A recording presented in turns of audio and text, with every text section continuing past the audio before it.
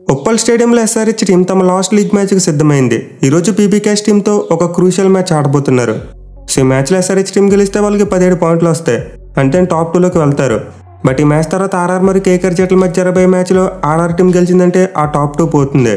So SRH team top 2లో ఉంటూ qualifier 1 ఆడాలనుకుంటే ముందు పీబీకేఎస్ టీం ఓడించాలి. అలాగే తర్వాత ఆర్ఆర్ టీం తమ లాస్ట్ మ్యాచ్లో ఓడిపోవాలని చెప్పి ప్రేయర్ చేయాలి. అంటే రెండుగానే జరిగితే వాళ్ళు క్వాలిఫైర్ 1లో కేకేఆర్తో తలపడతారు. లేకుంటే రెండింటిలో ఒక్కటి ఫెయిల్ అయినా వాళ్ళు ఎలిమినేటర్లో ఆర్సీబీ టీంతో మ్యాచ్ ఆడాలి. సో మేబీ మొదటి పని అయితే ఎస్ఆర్హెచ్ టీం ఈజీగా చేసేయచ్చు, ఎందుకంటే పీబీకేఎస్ టీం మీద వాళ్ళకి చాలా మంచి రికార్డు ఉంది. పైగా ఈ మ్యాచ్ కోసం పీబీకేఎస్ టీంలో చాలా మంది మెయిన్ ప్లేయర్స్ లేరు. సో ఎస్ఆర్హెచ్ టీంకి అయితే ఈ మ్యాచ్లో గెలిచే అవకాశాలు చాలా ఎక్కువగా ఉన్నాయి. బట్ నెక్స్ట్ మ్యాచ్లో వాళ్ళు బలంగా ప్రేయర్ చేయాలి ఆర్ఆర్ టీం ఓడిపోవాలని చెప్పి, లేకుంటే మ్యాచ్ గెలిచినా పెద్దగా యూజ్ ఉండదు. ఎనివే పీబీకేఎస్ మ్యాచ్ చూసుకుంటే ఎస్ఆర్హెచ్కు చాలా మంచి రికార్డు ఉంది. 22 మ్యాచ్లో తలపడితే 15 మ్యాచ్లు ఎస్ఆర్హెచ్ వాళ్ళు గెలిచారు. బట్ 7 మ్యాచ్లో మాత్రమే పీబీకేఎస్ టీం గెలిచింది. అలాగే ఆడది 2 జట్ల మధ్య జరిగిన ఫస్ట్ మ్యాచ్లో కూడా ఎస్ఆర్హెచ్ వాళ్ళే గెలిచారు. ఇన్ఫాక్ట్ చివరికి 2 జట్ల మధ్య జరిగిన 6 మ్యాచ్లో చూసుకుంటే ఎస్ఆర్హెచ్ వాళ్ళు 4 గెలిచారు, పీబీకేఎస్ టీం 2 గెలిచింది. సో ఓవరాల్గా హెడ్ రికార్డ్ అయితే క్లియర్గా ఎస్ఆర్హెచ్ వైపే ఉంది. పైగా ఈ మ్యాచ్ వాళ్ళు హోమ్ గ్రౌండ్లో ఆడబోతున్నారు. అండ్ హోమ్ గ్రౌండ్లో పీబీకేఎస్ టీం మీద వాళ్ళ రికార్డ్ ఇంకా టాప్ మ్యాచ్లో ఉంది. మొత్తం 8 మ్యాచ్లు ఆడితే 1 మ్యాచ్ మాత్రమే ఓడిపోయారు. 7 మ్యాచ్లో పీబీకేఎస్ టీంని డిఫీట్ చేశారు. అండ్ ఈ ఆడ చూసుకున్న హోమ్ గ్రౌండ్లో ఎస్ఆర్హెచ్ టీం ఎలా డామినేట్ చేస్తుందో నేను ప్రత్యేకంగా చెప్పనవసరం లేదు. సో ఈ మ్యాచ్లు అన్ని రకాలుగా చూసుకున్న ఎస్ఆర్హెచ్ వాళ్ళే ఫేవరెట్స్గా బరిలోకి దిగుతారు. బట్ పీబీకేఎస్ టీంని తక్కువ అంచనా వేయడానికి వీల్లేదు. వాళ్ళు తమ లాస్ట్ మ్యాచ్లో రాజస్థాన్ రాయల్స్కు షాక్ ఇచ్చారు. సో మనమైతే 2 జట్ల మధ్య ఒక ఇంట్రెస్టింగ్ మ్యాచ్ని ఎక్స్పెక్ట్ చేయవచ్చు. ఇక మ్యాచ్ ఆడబోయే ఉప్పల్ స్టేడియం యొక్క పిచ్ రిపోర్ట్ చూసుకుంటే ఒక బ్యాటింగ్ ఫ్రెండ్లీ వికెట్. మేలీ ఆడది గ్రౌండ్లో చాలా సందర్భాల్లో 200 కంటే పెద్ద స్కోర్స్ వచ్చాయి. ఇన్ఫాక్ట్ చివరికి గ్రౌండ్లో లక్నోతో మ్యాచ్ ఆడినప్పుడు ఎస్ఆర్హెచ్ ఓపెనర్స్ ఎలాంటి విధ్వంసం క్రియేట్ చేశారో నేను ప్రత్యేకంగా చెప్పనవసరం లేదు. సో డెఫినెట్లీ మరోసారి మనం ఒక మంచి బ్యాటింగ్ ట్రాక్ని ఎక్స్పెక్ట్ చేయవచ్చు. బట్ ఎనివే మ్యాచ్ చూసుకుంటే ఆఫ్టర్నూన్ టైంలో జరగబోతుంది, అంటే మధ్యాహ్నం 3:30 PM స్టార్ట్ అవుతుంది. దీంతో సెకండ్ హాఫ్లో డ్యూ ఫ్యాక్టర్ అనేది ఉండదు. పైగా సన్నీ కండిషన్స్ ఉంటే మ్యాచ్ ప్రోగ్రెస్ అయ్యే కొద్దీ పిచ్ స్లోగా కూడా మారచ్చు. సో మేబీ సారి పిచ్ అయితే కాస్త రివర్స్లో ఉండొచ్చు, అంటే ఫస్ట్ బ్యాటింగ్ చేసినప్పుడు ఎక్కువగా బ్యాటింగ్ అనుకూలించి సెకండ్ హాఫ్లో చేసింగ్ టీంకు అంతగా అనుకూలించకపోవచ్చు. లేకపోతే మోస్ట్ లైక్లీ 40 hours పిచ్ ఒకేలా ఉండబోతుంది. ఇక ఈ గ్రౌండ్ యొక్క స్టాట్స్ విషయానికి వస్తే ఇప్పటివరకు 76 ఐపీఎల్ మ్యాచెస్ జరిగాయి. అండ్ ఈ 76 మ్యాచెస్లో ఫస్ట్ బ్యాటింగ్ చేసిన టీం 34 మ్యాచెస్లో గెలిస్తే చేస్ చేసిన టీమ్స్ 42 మ్యాచ్లో గెలిచాయి. అలాగే గ్రౌండ్లో ఫస్ట్ ఇన్నింగ్స్ యావరేజ్ స్కోర్ 160 runsగా ఉంది. సో ఈ స్టాట్స్ పెట్టి అయితే క్లియర్గా చేస్ చేసిన టీంలకు అడ్వాంటేజ్ కనిపిస్తుంది.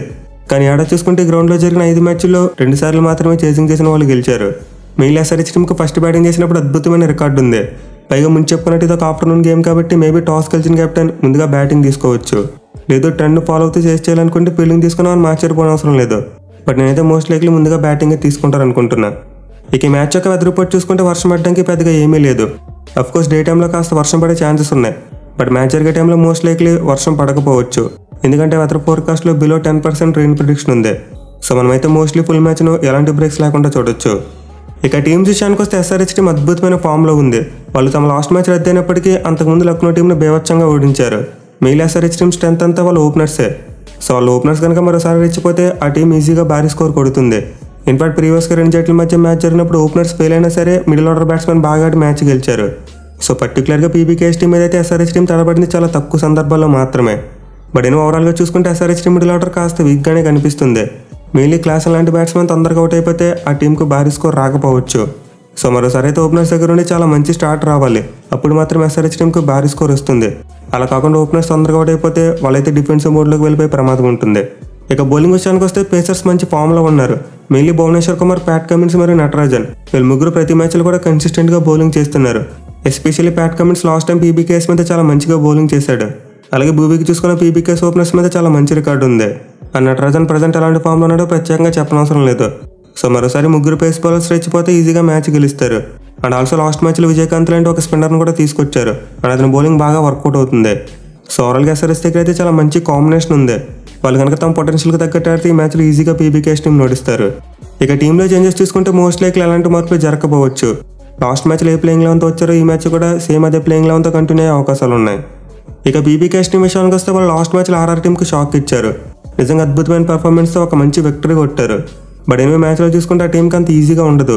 మెయిన్లీ వాళ్ళ స్క్వాడ్లో 4 ఫారెన్ ప్లేయర్స్ అవైలబుల్గా లేరు. సో లాస్ట్ మ్యాచ్ తర్వాత వాళ్ళ కెప్టెన్ శామ్ కరన్తో పాటు బైరిస్టో కూడా ఇంగ్లాండ్కి వెళ్ళిపోయాడు. అలాగే అంతకుముందు లివింగ్స్టన్ మరియు రబాడా కూడా తమ హోమ్ కంట్రీస్కి వెళ్ళిపోయారు. ఈవెన్ క్రిస్ వోక్స్ మరియు సికిందర్ రాజా కూడా మ్యాచ్కి అందుబాటులో లేరు. సో పీబీకేఎస్ టీంకి అవైలబుల్గా ఉంది ఇప్పుడు 2 ఫారెన్ ప్లేయర్స్ మాత్రమే, రైలీ రూసో మరియు నాథన్ ఎలిస్. వీళ్ళిద్దరే టీంలో ఉండబోతున్నారు. మిగతా వాళ్ళంతా మోస్ట్లీ ఇన్ఎక్స్పీరియన్స్డ్ ఇండియన్ ప్లేయర్సే. పైగా మ్యాచ్ కోసం వాళ్ళ కెప్టెన్గా ఎలాంటి ఎక్స్పీరియన్స్ లేని జితేష్ శర్మని నియమించారు. సో ఈ టీంతో పీబీకేఎస్ టీం ఎస్ఆర్హెచ్ ఓడించాలంటే చాలా కష్టం. బట్ బెస్ట్ పార్ట్ ఏంటంటే స్టిల్ పీబీకేఎస్ టీం దగ్గర చాలా మంచి బౌలింగ్ అటాక్ ఉంది. వాళ్ళ దగ్గర క్వాలిటీ ఇండియన్ ఫాస్ట్ బౌలర్స్తో పాటు మంచి స్పిన్ అటాక్ ఉంది. మిగిలిన హర్షల్ పటేల్ లాంటి బౌలర్ ఈ మ్యాచ్లో కీ రోల్ ప్లే చేయవచ్చు. సో పీబీకేఎస్ టీంలో మెయిన్ ప్లేయర్స్ లేరని చెప్పి ఎక్కడ తక్కువ అంచనా వేయకూడదు. వాళ్ళ దగ్గర కూడా శశాంక్ సింగ్ మరియు రజిత్ శర్మ లాంటి డేంజరస్ బ్యాట్స్మెన్ ఉన్నారు. అలాగే లాస్ట్ మ్యాచ్లో రేలు రూసో కూడా ఒక అద్భుతమైన ఇన్నింగ్స్ ఆడున్నాడు. సో పీబీకేఎస్ టీం ఒక అన్ప్రెడిక్టబుల్ టీం కాబట్టి వాళ్ళు తమదైన రోజున ఏదైనా చేయగలరు. ఇక టీంలో చేంజెస్ చూసుకుంటే 2 మార్పులు జరిగే ఛాన్సెస్ ఉన్నాయి. అవి ఏంటంటే బెరిస్టో ప్లేస్లో ఆద్రవెట్టేటి టీంలోకి రావచ్చు. అలాగే శామ్ కరణ్ ప్లేస్లో రిషి ధవన్ ఆల్రౌండర్గా టీంలోకి వచ్చే ఛాన్సెస్ ఉన్నాయి. సో నేనైతే పీబీకేఎస్ టీంలో ఈ 2 మార్పులు జరుగుతాయి అనుకుంటున్నా. ఇక ఈ మ్యాచ్లో వాళ్ళు గెలవాలంటే ఎస్ఆర్హెచ్ ఓపెనర్స్ను పవర్ ప్లేలో అవుట్ చేయాలి. మెయిన్లీ రాహుల్ చహర్ లాంటి బౌలర్ని ఇనీషియల్గా తీసుకొచ్చే ప్రయత్నం చేయాలి. ఎందుకంటే అతనికి అభిషేక్ శర్మ మీద మంచి రికార్డు ఉండడంతో పాటు ట్రావిస్ హెడ్ స్పిన్ బౌలింగ్ ఆడేందుకు కాస్త ఇబ్బంది పడుతున్నాడు. సో పీబీకేఎస్ టీం కనుక పవర్ ప్లేలో రాహుల్ చహర్ని ఇంట్రడ్యూస్ చేస్తే మేబీ మంచి రిజల్ట్ రావచ్చు. అలా కాకుండా పీబీకేఎస్ టీం పవర్ ప్లేలో వికెట్ తీయలేకపోయిందా ఎస్ఆర్హెచ్ టీం ఈజీగా 1 సైడ్ చేసి మ్యాచ్ని గెలుస్తారు. చూడాలి మరి అంత స్ట్రాంగ్గా లేని పీబీకేఎస్ టీం ఈ మ్యాచ్లో బలమైన ఎస్ఆర్హెచ్ టీంకి ఏమైనా కాంపిటీషన్ ఇస్తారా లేదా అనేది.